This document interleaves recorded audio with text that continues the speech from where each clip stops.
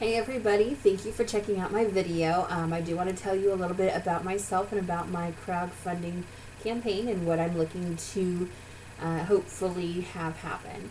A little background about myself. My name is Catie Lytle. I am 29, originally from Southern California. I moved and spent some time in Las Vegas before moving finally to Monroe City, Missouri. I currently work 45 minutes away from home in Quincy, Illinois for Joann Fabrics. And I am trying to start my own business. I used to dream about having my own business, but it started out being more of a bookshop than anything else because I have a strong, passionate love for books. I love sci-fi, fiction, Laurel K. Hamilton, Sherilyn Kenyon, Rochelle Mead. Those are just some of my favorite authors. Whether it's in audiobook form, hardback, or ebook, I love to read. I love getting out of reality and finding myself somewhere else in another world. So my dream had started out as a bookshop, but it came to realization that, in a day and age where there's so many audiobooks and ebooks out there, and there's not a lot of life back in the mom and pop bookshops around. You've got Barnes and Nobles being the dominant, you have Amazon being a dominant market, you have eBay, you have all these big name places. It's really hard for somebody who's starting up small to create something that would be lasting. So my dream was on hold for a while until I got into sewing about a year and a half ago. A friend of mine was pregnant. She wasn't supposed to be able to get pregnant, but it was so inspiring that she was going to be having this, life-altering event happening for her, and I wanted to do something special for her, but not get her something that was going to be made in some factory that makes millions upon millions of the same thing every single day, where everybody in the world has the same baby blanket, the same clothes, the same toys and things like that. I wanted my friend to have something special, something unique, something that was made specifically for her. So I went and I got some fabrics and I sewed her up my first baby blanket. And she was in love with it. And it was more of a thing that was personal for her. And it was, handmade, handpicked for her and her baby. This fueled my passion and my love to make things for other people. Again, fueling that fire of not wanting something that is big box store brand bought. I call things like that to be cookie cutter things, where you have whether it's clothes or toys or houses, they're cookie cutters. They're cut out of the same pattern, of the same thing, and everybody has them. I'm not like that. When I make something for my friends, I want it to be unique. I want it to be special for them, something personalized for them. And I feel handmade items offer that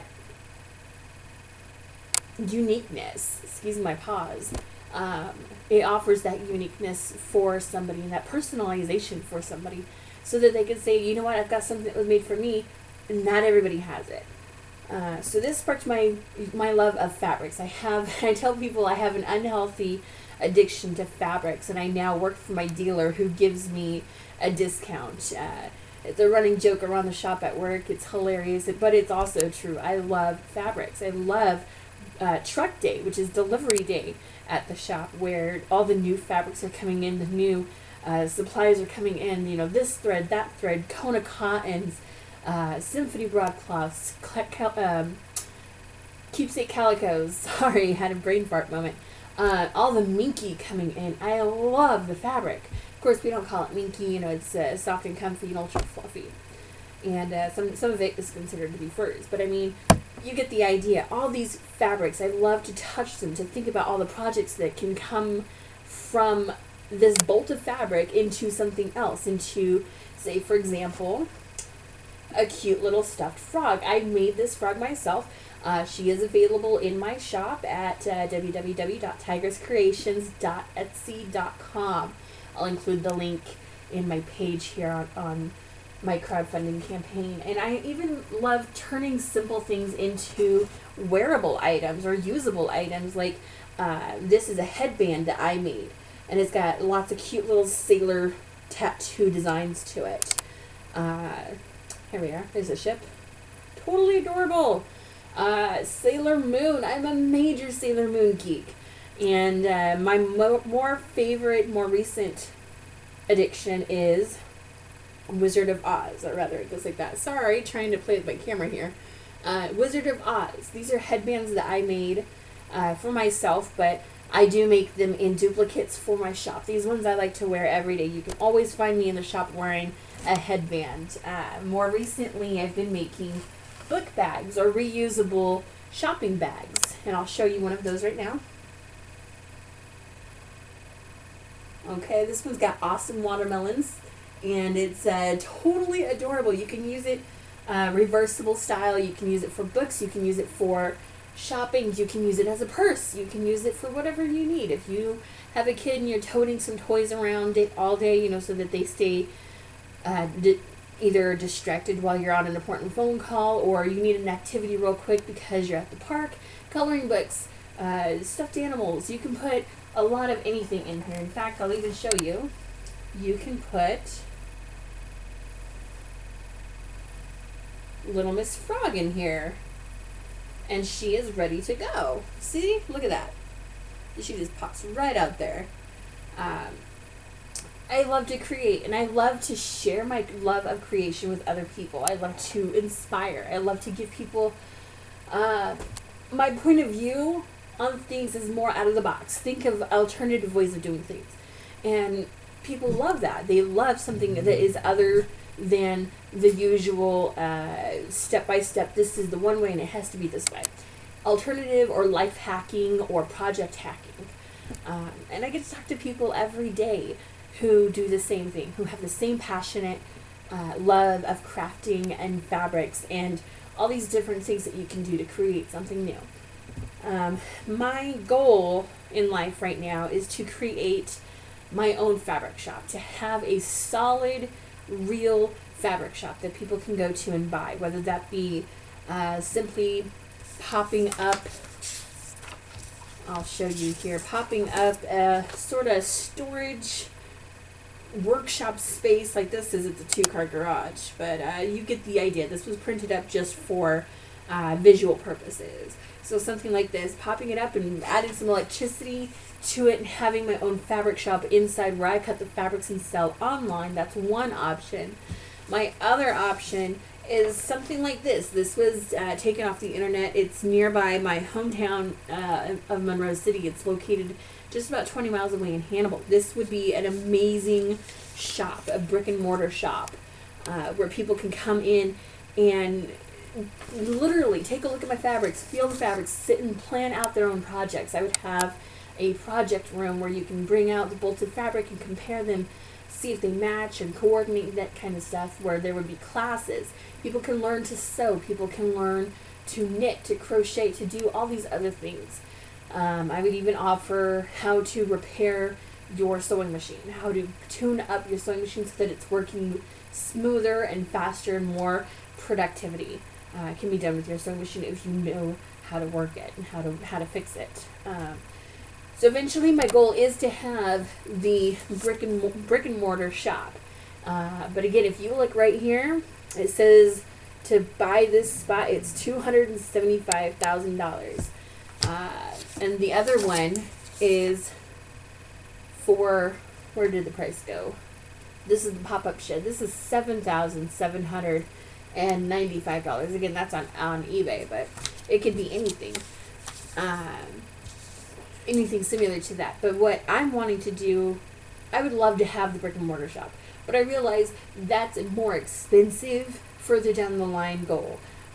So right now I am working on having a shed warehouse kind of thing built into the property where I'm living with my parents right now. I'm staying with them so I can try to save up money to fund my dreams and my goals. This would have equipment like this. This is just a photo I've gotten off the internet of something that I would need for this, because what I would want to do is get with artists, independent artists from all over the U.S.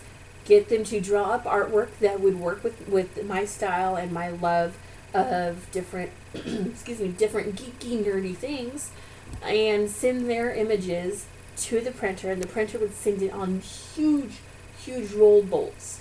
But the problem with that is they would be rolled bolts. So that's where equipment like this would come in, where I could have it sitting here like this, have it fed through on the table, and be able to cut it to size and length as needed. And then I'd be able to sell it to people who are ordering online. So my goal right now is about $20,000. That's just if I'm going for the small shed in the backyard route. A lot of people do this at home. They do custom fabric cotton-lycra knits, and they have their groups online. And they're doing things like this at home. So they're stay-at-home moms or stay-at-home workers, and they do this out of the spare rooms in their house. Me, I have pets in the home, so I wouldn't want my fabrics to be, have any chance of being contaminated by pet hair in case somebody is allergic to animals. So I would want a separate space built for this work. I would have the artwork would be from independent artists that I find and coordinate with online through different sources, and we would coordinate images and graphics and things like that, send it over to the printers, and have the printers send it here. Currently, I am trying to contact some printers and see if I can get some samples of their fabric qualities sent over to me. To reach my goal right now, I am working on my own shop. I have, I mentioned it earlier, www.tigresscreations.etsy.com. It's where I sell cute and adorable little creations that I make, like this owl. Totally love her. She's got her little wings. She's even got a little pocket right here. So you could put like your cell phone, or you could put any little thing that you need to, or you don't even have to put anything in it. Something else that I have made is this totally adorable dragon. I'll try to hold it back so you can see. I call this one Claudette because she's just French inspired, and she's chic, and she's got her little pearls, and she just looks like a Claudette. Something else I've made recently. This one was a selfish make. This one is for me. As soon as I get some more fabric, I will be doing more. I just like it. This is a dragon with Wizard of Oz fabric. Like you see the Wicked Witch right there. Love the Wicked Witch. It's just, again, that's the nerd in me. I love the whole story about the Wicked Witch, about how she was completely misunderstood and everybody hated her just because of the color of her skin. Well, nobody really gave her a chance to see her realization of what potential she had. Nobody really took her seriously because she was different, and that's pretty much how I've spent my life. Being a younger kid, I was bullied because I was fat, or because I had glasses, or because one year I had my hair cut so short, like literally it was to the bottom of my ears, that nobody took me seriously because my hair was really weird. So I kind of tap into that. Personally, me, I am a geek. I am a nerd. I love board games, video games. I love fictional stories. I am a Disney nut. I love the texture and the feel of certain fabrics. And this is something that I would bring to my own fabric shop. So with all of this being said, if you are considering to donate to my cause, it would be very much appreciated. And to all of my donors who donate more than $25, I would send you either a headband of any fabric that I have available, or a discount coupon code to free shipping from anything on my site. So please consider donating to somebody who is really struggling to get her dream off of the ground and going.